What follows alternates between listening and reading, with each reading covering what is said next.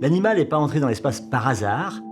Les animaux ont commencé très tôt à être utilisés dans ces vols qu'on appelle paraboliques ou vols balistiques. Ils sont venus pour préparer le vol des êtres humains. La volonté d'aller dans l'espace datait depuis déjà un siècle ou deux. Et on voyait que les moyens techniques approchaient.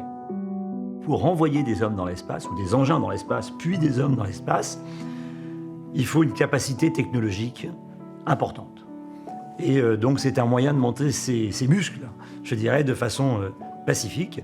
Et c'est cette course, plus que cette conquête, qui a mené en 1957 au premier vol d'un satellite soviétique, et enfin en 1961, le 12 avril, au vol du premier homme dans l'espace. Lorsque Yuri Gagarin est parti et qu'il est revenu, ça a été un coup de tonnerre quand même. Ça a été quelque chose, une vague mondiale à la fois d'admiration et de questionnement.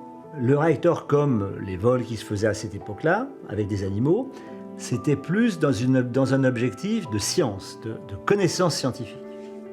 En 1961, la France n'était pas encore une puissance spatiale. La France était déjà dans la course, mais elle était dans la course avec ses moyens, et on jouait en deuxième division, il ne faut pas se faire d'illusions. La France a rejoint le club très fermé des puissances spatiales le 27 novembre 1965, quand elle a lancé sa fusée Diamant à partir de la base d'Amaguir. En partant d'une feuille blanche, c'est déjà un très gros exploit. Le CERMA, qui a été créé après-guerre, voulait étudier les effets des accélérations, puis de la micropesanteur sur le cerveau. Le CERMA a été capable de développer quelque chose hyper compact pour qu'on puisse rentrer dans les 60 kilos que pouvait emporter une fusée Véronique. Donc c'était un petit animal dans une petite case avec l'électronique la plus petite possible.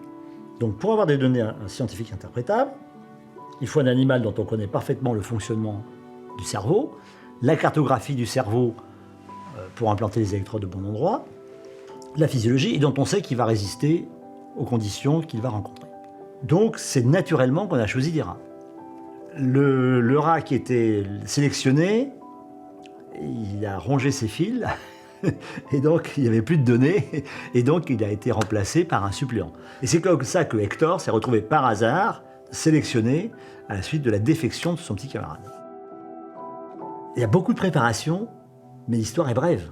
On le réveille de bonne heure le matin, il devait être 4 heures du matin à peu près, et puis on l'a habillé.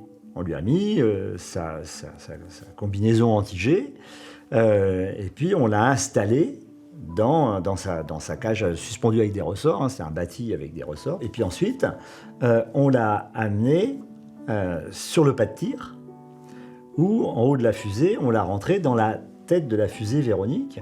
Je pense que vers 7 heures du matin, c'était prêt. Et puis à 8 heures, poum, c'est parti. Alors ça, c'était le 22 février 1961.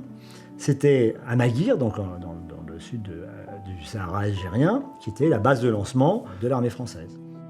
La fusée décolle.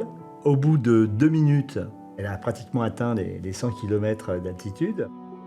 Les moteurs se coupent, la tête se sépare, et elle est partie pour 5 minutes de vol parabolique. Donc elle continue à monter, elle se ralentissant bien entendu, puisqu'il n'y a plus de propulsion. Et puis elle retombe, et pendant toute cette phase de montée et de descente, eh bien, on est en micropesanteur.